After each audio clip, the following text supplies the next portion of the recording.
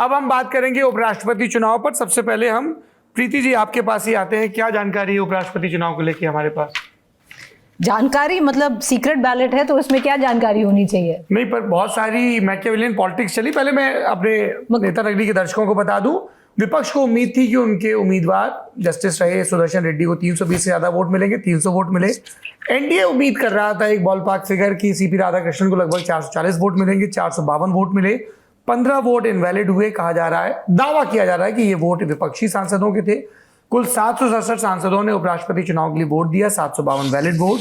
और सीपीआर यानी सीपी राधाकृष्णन 152 वोटों से चुनाव जीते। बीजेपी ने क्लेम किया कि चूंकि वो महाराष्ट्र झारखंड में राज्यपाल रह चुके हैं तो वहां के भी कुछ वोट मिले। हरदीप पुरी का दावा करीब 35 विपक्षी सांसदों ने क्रॉस वोटिंग की। बीआरएस और बीजेडी ने चुनाव में हिस्सा नहीं लिया। राज्यसभा में बीआरएस के 4, बीजेडी के 7 सांसद हैं। लोकसभा में इकलौते सांसद वाले शिरोमणि अकाली दल ने भी पंजाब में बाढ़ के चलते वोट डालने से इनकार कर दिया।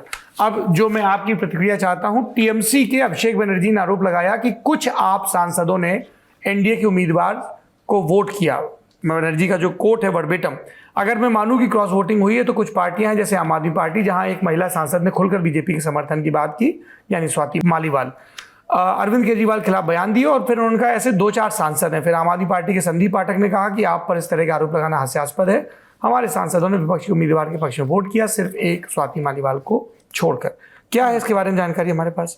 कि आम आदमी पार्टी ने वोट किया। देखिए, स्वाति मालीवाल ने तो बहुत पहले ही मतलब ओपनली डिक्लेयर कर दिया था एट वन लेवल कि वो एनडीए के कैंडिडेट के साथ वोट कर रही हैं। जो बाकी बचे हैं, देखिए इसमें बहुत सारे, चलिए मैं इसमें एक और चीज जोड़ देती हूँ, क्योंकि निशिकांत दुबे जब खड़े थे अपनी वोटिंग के लिए, उनके पीछे प्रियंका गांधी खड़ी थी और आम आदमी पार्टी के सांसद भी खड़े थे। तो मैंने सवाल उनसे किया था कि भाई क्या हुआ, तो उन्होंने ये भी बोला कि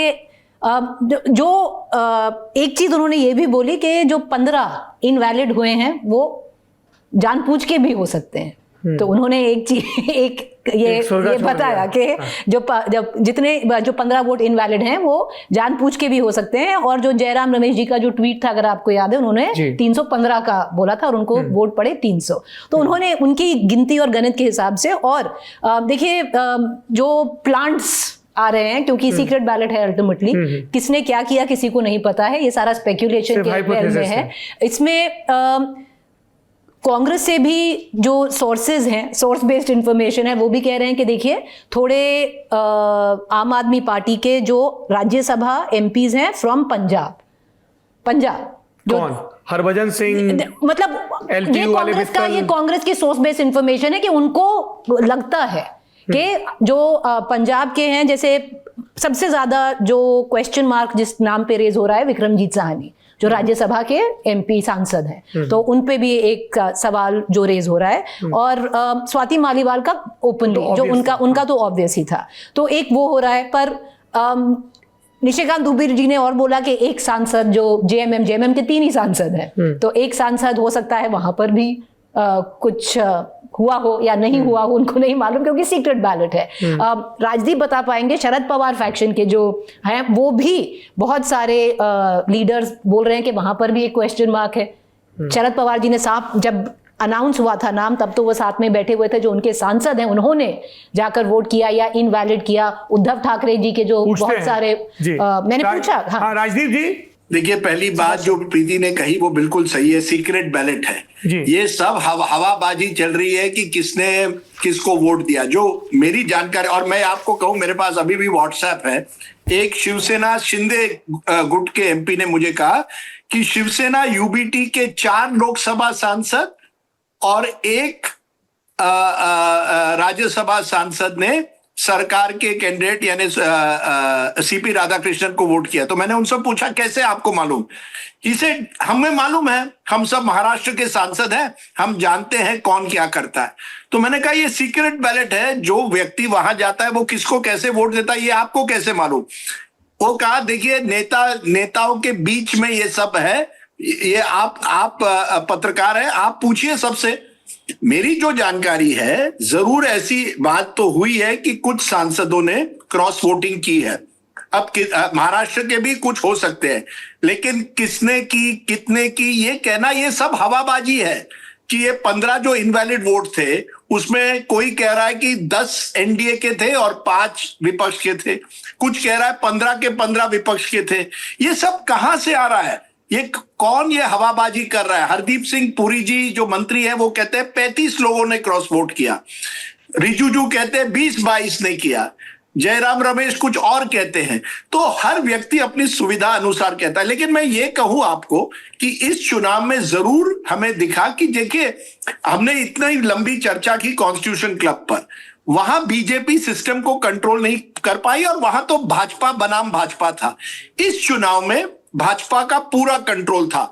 अमित शाह जी ने लोगों को फोन किया, ये बात सही है। राजनाथ सिंह ने लोगों को फोन किया है, ये बात सही है। कई इंडिपेंडेंट कैंडिडेट है जिनको पर्सनली फोन आए थे राजनाथ सिंह जी के, ये बात बिल्कुल सही है। बीजेपी ने 2 दिन की मीटिंग्स रखी, एनडीए के लोगों को साथ रखकर किया। नारा लोकेश और आंध्र प्रदेश के कुछ लीडर्स हैं, वो दिल्ली में आए थे, उन्होंने सबसे बात की। तो एक प्लानिंग थी। दूसरी तरफ मुझे नहीं लगता विपक्ष में कोई प्लानिंग उस तरह की थी। विपक्ष में आप जानते हैं कि हर जो इंडिया अलायंस का जो दल है वो अलग अलग तरीके से अपनी राजनीति करता है। ये सबसे बड़ी कमजोरी। उन्होंने क्या किया, चुनाव के एक दिन पहले सेंट्रल हॉल में उनके सब सांसद बैठे और उनको कहा गया कि क्या करना है, मॉक ड्रिल हुआ। लेकिन जो पर्सनल कांटेक्ट होना पड़ता है कि मैं आपके लिए ये कर सकता हूं, वो कर सकता हूं, ये जो राजनीति होती है ना, उसमें विपक्ष बीजेपी को मैच नहीं कर सकता। अब अभिषेक बैनर्जी कहते हैं कि 15-20 करोड़ ऑफर किए गए, ये मुझे आश्चर्यजनक लगता है। कौन 15 करोड़ 20 करोड़ वीपी के इलेक्शन के लिए देगा, जबकि आपको मालूम है कि किस तरह हवा बन रही है। मुझे लगता है कि करीब ऐसे 8 से 10 सांसद हैं जिन्होंने क्रॉस वोट किया है। उनके क्या कारण हो सकते हैं, अलग अलग हो सकते हैं। स्वाति मालीवाल जैसे हैं, वो तो हम जानते हैं। शिवसेना यूबीटी में कुछ लोग हो सकते हैं जो अपनी नाराजगी व्यक्त करना चाहते हैं या अपनी एक तरह से अपनी राजनीति करना चाहते हैं। आम आदमी पार्टी में भी कुछ हो सकते हैं। लेकिन ये कहना कि किस सांसद ने क्रॉस वोट किया बहुत ही गलत होगा, और पैसे की वजह से किया नहीं। मुझे लगता है कि एनडीए ने फिर एक बार दिखाया है कि इस तरह के चुनाव में उनकी पूरी तरह से पकड़ है पार्लियामेंट पर, जो विरोधी पक्षों के बीच में नहीं है। इवन सुदर्शन रेड्डी का जो नाम चला एंड में, वहां भी बहुत ही खींचतान हुई थी। डीएमके के कुछ सांसद थे जो चाहते थे कि शिवाजी बने, तिरुचि शिवा का नाम आगे करने की कोशिश की। वहीं शरद पवार ने तुषार गांधी का नाम आगे किया था और अंत में एक नाम आया। वहीं एनडीए ने तय किया, एक बार धनखड़ जी का रेजिग्नेशन हुआ, कि इस बार हम एक ऐसे व्यक्ति को लेंगे जो पूरी तरह से पार्टी का व्यक्ति हो, आरएसएस का व्यक्ति हो, और उन्होंने CP Radhakrishnan. So I think it is a victory for the management of the NDA. अब ये मैनेजमेंट शब्द के कई अर्थ निकाले जाते हैं, लेकिन एनडीए इस तरह के चुनाव में पूरी ताकत से, क्योंकि वो सरकार में एक एडवांटेज है, वो ताकत झोंक के लड़ती है। इंडिया अलायंस बिल्कुल केवल ट्विटर के जरिए एक नंबर देना 315 काफी नहीं है। आपको हर व्यक्ति को पर्सनली फोन करके पूरी तरह से अपनी राजनीति को ठोस तरीके से इस तरह के चुनाव लड़ने चाहिए, जो मुझे नहीं लगता विपक्ष कर पाता है। जी हिमांशु, मैं ये समझना चाह रहा हूं कि ये सीपी राधाकृष्णन के चुनाव के पीछे अंदर खाने क्या वजह गिनाई गई? क्या और भी दावेदार थे? कोई दावेदार नहीं था। पूरी सोची समझी रणनीति के तहत ये तय किया गया, जो आरएसएस बैकग्राउंड से आता हो, बीजेपी का कार्यकर्ता हो, नेता हो, उसको बनाया जाएगा इस बार, और वो उस पर मोहर लगी। अब उसके लिए कुछ राजनीतिक अगर आप देखेंगे तो समीकरणों का ध्यान रखा गया, क्योंकि तमिलनाडु में विधानसभा चुनाव है और विधानसभा चुनाव के मद्देनजर जो है सीपी राधाकृष्णन को उपराष्ट्रपति पद का उम्मीदवार बनाया गया होगा। ऐसा सब राजनीतिक जो लोग हैं वो ये मानते और समझते हैं। उसका एक बड़ा कारण ये था कि तमिलनाडु प्राइड के नाम पर डीएमके, कांग्रेस या अन्य दलों के सांसद जो हैं वो एनडीए के उम्मीदवार के पक्ष में, यानी सीपी राधाकृष्णन के पक्ष में जो हैं वो वोट कर सकते हैं, और वो एक सोची समझी रणनीति के तहत किया गया। एक चीज जो अभी राजदीप जी कह रहे थे, ये बात सही है कि एक एक आदमी को पॉइंट आउट किया गया। अगर आप पूरी तरीके से देखेंगे तो 427 वोट जो हैं वो एनडीए के पास थे, 11 वाईएसआरसीपी के, यानी 438 वोट जो हैं वो एनडीए के पास थे। अब अगर एनडीए की तरफ से यानी जो खबरें आ रही हैं कि 10 एनडीए के वोट इनवैलिड हुए, तो ऐसे में 428 वोट है और 33 ऐसे वोट थे, माफ कीजिएगा 39 ऐसे वोट थे जो ना इंडिया ब्लॉक में थे ना एनडीए में थे। उनमें से वाईएसआरसीपी के 11, जो 15 वोट सांसदों ने डिसाइड किया, यानी उनकी पार्टियों ने भी डिसाइड किया कि वो एब्सटेन करेंगे, उनमें बीआरएस के 4, बीजेडी के 7, शिरोमणि अकाली दल के 1 और एक जो है वो खालसा है। एक कश्मीर का था। नहीं, कश्मीर वाले वोट कास्ट करने आए सर, राशिद इंजीर वोट कास्ट करने आए। नहीं, एक नेशनल कॉन्फ्रेंस। तो ऐसे तय किया गया कि वो किसके पक्ष एब्सेंट रहेंगे। उसमें अमृतपाल ने पोस्टल बैलेट जब उनके पास पहुंचा तो उन्होंने एब्सटेन के लिए चिट्ठी लिखी जो रिटर्निंग ऑफिसर थे। तो ऐसे में 39 में से ये अगर और आप जो है 14 हटा देंगे और 11 वोट तो 25, तो ऐसे 14 वोट बच गए थे जो ना इंडिया ब्लॉक में थे और ना ही जो है वो एनडीए में थे। तो एनडीए की तरफ से उनको साधने की कोशिश की गई। दूसरी चीज इस पे थोड़ा सा मुझे लगता है आदेश और प्रकाश डाल देंगे कि कांग्रेस की तरफ से ये ऑफ रिकॉर्ड कहा गया कि जो इंडिया ब्लॉक के पास नंबर हैं वो 324 हैं। बाद में पोल खत्म होने के बाद जयराम रमेश ने कहा 315 हमारे जो वोट थे 100% वोटिंग हुई है। और ये बाद में खबर भी आई कि इंडिया ब्लॉक के 5 लोगों ने इनवैलिड वोट किया। हाँ, ये जरूर कहा जा रहा है सत्ता पक्ष की तरफ से कि जो 10 इनवैलिड वोट हुए हैं उनमें जो डिजाइन है इनवैलिड वोट करने का वो एक जैसा है, यानी कि अगर सीपी राधा कृष्णन का नाम लिखा है तो उस बॉक्स में आपको 1 लिखना है, सिर्फ एक लाइन खींचनी है, उसके ना तो आप बाहर लिख सकते हैं ना नाम के आगे, उस बॉक्स में आपको करना है। और फोल्ड करने का तरीका भी ऐसा है कि इंक जो है दूसरे बॉक्स में ना हो जाए जिससे इनवैलिड हो जाए।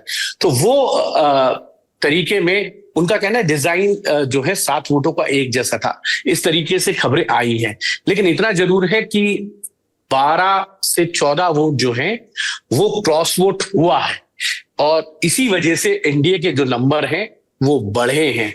और ऐसा पहली बार नहीं हुआ है कि क्रॉस वोट हुआ है। आपको याद होगा, राजदीप जी को याद होगा, 2008 के अंदर जब न्यूक्लियर डील के ऊपर यूपीए सरकार के खिलाफ जो है नो कॉन्फिडेंस मोशन लाया गया था, तब भारतीय जनता पार्टी के 8 सांसदों ने जो है वो क्रॉस वोट किया था। और राजदीप जी तब किसी चैनल में थे, एक स्टिंग ऑपरेशन हुआ था कि क्रॉस वोटिंग के लिए जो है कैसे पैसे बांटे जा रहे हैं, और फिर vote for cash for vote का मामला भी बना था जो कोर्ट में गया। तो सत्ता पक्ष की ये कोशिश रहती है कि वो बेहतर से बेहतर मैनेजमेंट करके अपनी सरकार के पक्ष में वोट कराए और जो भी फ्लोर टेस्ट है या इस तरीके के राष्ट्रपति या उपराष्ट्रपति के चुनाव है वो जीत ले। 15 इनवैलिड है। इससे पहले 1984 में जो है वो 30 इनवैलिड वोट हुए थे उपराष्ट्रपति के चुनाव में। आप सोचिए, कार्यशाला लगाई गई, जो है डमी उनको बताया गया कि पोल कैसे करना है। 1997 में 40 वोट उसके बावजूद अगर 15 इनवैलिड वोट होते हैं सांसदों के, तो ये मान के चला जा सकता है कि कुछ चीजें जानबूझ के की जाती हैं, गलती नहीं होती है। जी आदेश रावल जी, क्या जानकारी हमारे पास उपराष्ट्रपति चुनाव को लेकर, जो दावे हैं और जो असल में नंबर आए? जी देखिए, ये बात तो सही है कि क्रॉस वोट हुआ है। स्टार्टिंग में कांग्रेस पार्टी और अलायंस की तरफ से ये दावा किया गया था कि 315-17 के आसपास उनको वोट पड़ा है, लेकिन बाद में पता लगा कि 15 वोट इनवैलिड हो गए हैं। तो ये तो अंदेशा था। दरअसल देखिए कि ये बात कांग्रेस पार्टी और अलायंस को पहले से पता थी कि वो ये चुनाव हारेंगे, क्योंकि जब नाम आया सीपी राधाकृष्णन का तो सरकार की तरफ से अप्रोच किया गया था कांग्रेस प्रेसिडेंट को, कहा था कि आप हमें समर्थन दे दीजिए। तो इनके बीच में बैठक हुई थी, तो उन्होंने कहा था कि देखिए, क्योंकि इनका बैकग्राउंड आरएसएस का है और क्योंकि कांग्रेस पार्टी की लीडरशिप और खासतौर पर राहुल गांधी हमेशा आरएसएस के सामने लड़ाई लड़ते हैं, तो इस बार भी हम अपना कैंडिडेट देंगे। वहां से इसकी शुरुआत होती है। फिर बात ये हुई कि ऐसा क्यों हुआ कि भाई आपने एक रिटायर्ड जज को चुना, तो कांग्रेस पार्टी के भीतर फिर ये बात आई कि यार हमेशा जो मैक्सिमम चीजें हैं या जो मैक्सिमम बेनिफिशियरी हैं वो तमाम वकील ही होते हैं, चाहे सरकार की कैबिनेट के हों या राज्यसभा की बात आए, तो कांग्रेस पार्टी को और उनके अलाइज को हटके कहीं ना कहीं जो रिटायर्ड जस्टिस है, जो काफी टाइम से रिटायर्ड हो चुके हैं, उनको भी मौका देना चाहिए। ये सब बात हुई। अभी हिमांशु ने 2-3 उदाहरण दिए क्रॉस वोटिंग के। इन्होंने 1997 की बात नहीं की, जब इंद्र कुमार गुजराल प्राइम मिनिस्टर थे, तब 47 क्रॉस वोट हुई थी। चुनाव उपराष्ट्रपति का था, कृष्णकांत वर्सेस सुरजीत सिंह बरनाला। ठीक है, तो ये ऐसा नहीं है कि कोई पहली बार हुआ है, अंदेशा था, जबकि सरकार के पास सफिशिएंट नंबर था। ये सबको पता था जीतेगा कौन और हारेगा कौन, ये सब जानते थे, लेकिन सब औपचारिकताएं कर रहे थे कि लेकिन लड़ते हुए दिखना चाहती थी कांग्रेस पार्टी खासतौर पर। और क्योंकि सुदर्शन रेड्डी ओबीसी कमेटी के हेड थे, जो ओबीसी का सेंसस तेलंगाना में कराया गया है, और वहीं से तेलंगाना के मुख्यमंत्री रेवंत रेड्डी की तरफ से नाम प्रपोज किया गया था, और इन्हीं साहब ने, सुदर्शन रेड्डी साहब ने ही ओबीसी का सेंसस को लेकर कांग्रेस प्रेसिडेंट राहुल गांधी और कांग्रेस प्रेसिडेंट खड़गे साहब और नेता प्रतिपक्ष राहुल गांधी को एक प्रेजेंटेशन भी दी थी। जैसा मैंने कहा कि विपक्ष के खेमे के अंदर यह बात पहले से थी कि हाँ वो हारेंगे, लेकिन ये देखना चाहते थे कि कितनी वोट ये ले पाएंगे। इनको उम्मीद इस बात की थी कि टीडीपी जो है वो इसमें शामिल नहीं होगी, उसमें आंध्रा प्राइड आएगा, लेकिन जो स्ट्रेटेजी मेकर्स थे वो ये भूल गए कि टीडीपी एक खम्मा पार्टी है, उनका कोई रेड्डी जो उनका वोट बैंक नहीं है, तो वो तो नहीं हो पाया। लेकिन बीआरएस ने अपने आप को बैकआउट कर लिया और वाईएसआर ने अपने आप को बैकआउट कर लिया, क्योंकि उनका मेजर वोट बैंक जो है वो रेड्डी है। तो कुल मिला के मैं ये कह सकता हूं कि ये लड़ाई विपक्ष ने विचारधारा के नाम पे लड़ी थी। वो ये जानते थे कि वो ये चुनाव हारेंगे। मैं बस ये कह रहा था कि आदेश जी, आप कह रहे हैं कि कांग्रेस या विपक्षी दलों को लगा ये विचारधारा की लड़ाई है, वो सब ठीक है, लेकिन आपको जब आप लड़ाई करते हैं तो आपको पूरी तरह से तैयारी तो करनी पड़ती है ना। जो फ्लोटिंग वोटर्स हैं, जैसे बीजू जनता दल के वोटर्स हो या बीआरएस के वोटर्स हो, देखिए बीआरएस तो तेलंगाना की पार्टी है, सुदर्शन रेड्डी का जन्म तेलंगाना में हुआ है, रेवंत रेड्डी दुनिया भर कह रहे हैं ये तेलुगु प्राइड का चुनाव है, तो तब आपको कोशिश तो करनी पड़ती है ना कि उनको कहीं ना कहीं उनको कन्विंस करे, उनके लोगों से बातचीत करे। ये नहीं होता है। केवल ये कहना कि ये विचारधारा की लड़ाई है, उससे नहीं चलेगा। आज की तारीख में एक मौका था विपक्ष को कि जो पार्टियां धीरे धीरे एनडीए से दूर हट रही हैं, जैसे बीआरएस, जैसे बीजेडी, जिन्होंने 5 साल पहले पूरी तरह से समर्थन दिया था एनडीए को, उनको किस तरह से अपनी तरफ करे, ये एक मौका था। मेरा कहना है कि आपको स्ट्रेटेजी भी चाहिए, केवल विचारधारा से नहीं चलेगा। यहां बीजेपी मुझे लगता है विपक्षी दलों से एक स्टेप आगे है। हाँ, सरकार में होने का उनको बहुत एडवांटेज होता है, क्योंकि जब आप सरकार में हैं तो आप डील मेकिंग कर पाते हैं, जब आप विपक्ष में हैं आप किसी को कुछ डील ऑफर नहीं कर पाते। ये एक बहुत बड़ा फर्क है विपक्षी दलों में और सरकार में। और सरकार ने एक तरह से पूरी कोशिश की इस चुनाव को जीतने।